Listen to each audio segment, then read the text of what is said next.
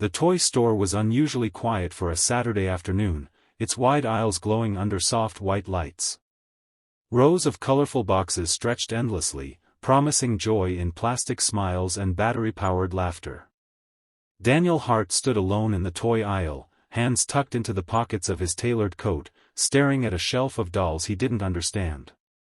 As the CEO of a powerful tech company, he made decisions that affected thousands of lives every day. But here, frozen between pink boxes and price tags, he felt uncertain in a way boardrooms had never made him feel. He was supposed to be shopping for his son. 7 years old. Still waking from nightmares. Still asking questions Daniel didn't know how to answer, questions about where mom had gone and why she couldn't come back.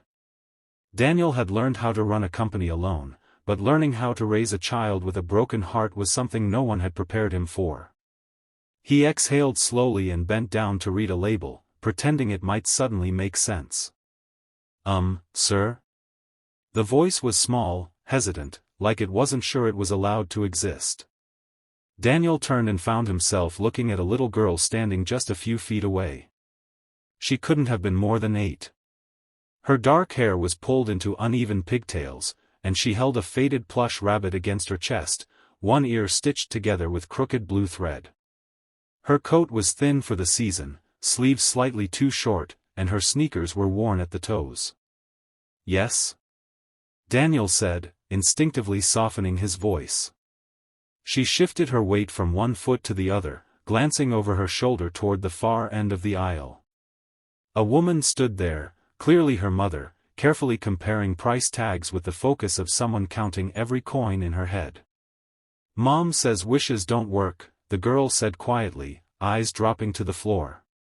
Then she looked up at him again, hope flickering despite the doubt in her words. But, can you help mine? Something in Daniel's chest tightened. He crouched down so they were eye level. What kind of wish? He asked. The girl hugged the rabbit tighter and pointed to a modest doll set on the lower shelf. It wasn't flashy or loud, just simple. That one. It's for my baby brother. He cries at night. Mom says toys help kids feel safe. She paused, biting her lip. But she says we can't get it. Daniel followed her gaze to the doll set, then back to the little girl. In that moment, he didn't see poverty or need. He saw love, quiet, determined love in a child who wanted to protect her family. His mind flashed to his own son, curled up in bed, clutching a toy just to sleep through the night without crying. He felt the echo of the same fear, the same helplessness. Daniel stood and reached for the box. I think, he said gently, placing it into his hands, some wishes don't stop working. The girl's eyes widened, shining with disbelief, as if the world had just softened for her, if only for a moment. The checkout line was short, but Lily's small fingers tightened around the doll set as if someone might take it away before they reached the counter. Daniel walked beside her, slowing his stride so she wouldn't feel rushed. Every few steps, she glanced up at him, her eyes searching his face as though confirming he was still real. Just as the cashier began scanning items, a woman hurried toward them, worry written across her tired features. Lily, she said sharply, then softened immediately. I told you not to bother people. I'm so sorry, sir. I didn't realize. It's all right, Daniel said calmly, turning to face her. She was very polite. The woman's gaze dropped to the doll set, understanding dawning, followed by embarrassment. We don't need help, she said quickly, straightening her shoulders. I appreciate the kindness, but I can't accept charity. Daniel recognized the tone. He'd heard it before, from employees who refused bonuses, from parents who worked themselves sick just to stay afloat. Pride wasn't arrogance. Sometimes it was the last thing people owned. He smiled gently. Then don't think of it as charity. Think of it as someone remembering what it's like to be a neighbor. The woman hesitated, her eyes glossy but determined. Lily looked between them, her hopeful smile fading as uncertainty crept in. I'm Anna, the woman said quietly. I work nights at the hospital cafeteria. My son's been sick. Bills pile up faster than paychecks. She stopped herself, embarrassed by the honesty. I don't mean to overshare. Daniel shook his head. You're not. The cashier waited patiently, pretending not to listen. Daniel slid his card across the counter. The soft beep of approval felt louder than it should have. Lily's face lit up, pure and unfiltered joy bursting through. She hugged the box to her chest and whispered, "Thank you," so softly it sounded like a secret. Anna swallowed hard. I don't know how to repay you. Daniel crouched again, this time looking at both of them. One day, he said, you'll help someone else. That's enough. As they walked toward the exit, Lily suddenly stopped and turned back. Mister, she said, serious now, do you think my mom's wishes can work too? Daniel didn't answer right away.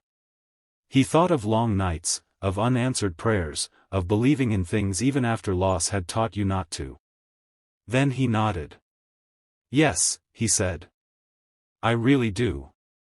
Outside, the automatic doors slid shut behind them. Daniel stood there for a moment, watching Lily skip ahead while Anna wiped her eyes and followed. The store lights reflected faintly on the glass, and for the first time in a long while, Daniel felt something unfamiliar but welcome settle in his chest. Hope, he realized, didn't always arrive loudly. Sometimes, it came quietly, wrapped in a simple box, carried by a little girl who still believed wishes were worth asking. 4.2 weeks later, the same toy store hummed with life, its aisles louder now, filled with children tugging at sleeves and parents calling their names. Daniel Hart walked through the automatic doors with his son, Noah, whose small hand was firmly wrapped around his. Noah pointed excitedly at a display of model cars, his laughter light and rare, and Daniel felt a familiar ache of gratitude just hearing it. Moments like this had been scarce since his wife's passing, and he treasured them quietly, afraid to name his happiness in case it slipped away. They turned into the stuffed animal aisle, and Daniel slowed without realizing why. A voice carried over the noise, bright, unmistakably familiar. Mom, look! It's the bunny kind again. Daniel turned. Lily stood a few feet away, her patched rabbit tucked under one arm. She looked different. Not transformed, not suddenly wealthy, but lighter. Her coat fit better, her shoes were new, and her smile came easily now, without that careful hesitation. Beside her, Anna examined a shelf calmly, no longer counting prices with panic but with choice. Lily spotted Daniel and froze, then broke into a grin so wide it seemed to lift her whole face. You, she exclaimed, hurrying over. You helped my wish. Daniel laughed softly. I remember. Anna followed, recognition washing over her face. Oh, she said, emotion tightening her voice. I hoped we might run into you again. She explained quietly that she'd gotten a daytime job at a small clinic. Better hours. More stability. Lily listened proudly, nodding along, as if every word were proof that something good had happened to them. My mom says wishes didn't stop working, Lily announced, looking up at Daniel with certainty. They were just waiting. Daniel felt his throat tighten. Noah tugged on his sleeve. Dad, who's that? This, Daniel said, resting a hand on Noah's shoulder, is someone who reminded me of something important. Noah studied Lily, then held out one of his toy cars. Do you want this one? Lily's eyes widened, but she looked to her mother first. Anna smiled and nodded. Lily accepted the car carefully, as if it were fragile. As they stood there, surrounded by shelves of toys and noise and motion, Daniel felt something settle inside him. He had spent years believing his world had shrunk, that loss had taken more than it could ever give back. But here, in a place full of simple joys, he understood something new. Helping Lily hadn't been a grand gesture. It hadn't changed the world. But it had shifted something, inside all of them. As they parted ways, Lily waved enthusiastically. "Thank you for helping Wishes," she called out. Daniel watched her go, then looked down at Noah, who squeezed his hand. "Dad," Noah said softly, "can we help people again?" Daniel smiled, feeling warmth spread through his chest. "Yes," he answered without hesitation. "We can." And as they walked toward the exit, Daniel realized that wishes didn't need magic or miracles to survive. Sometimes, they just needed someone willing to listen.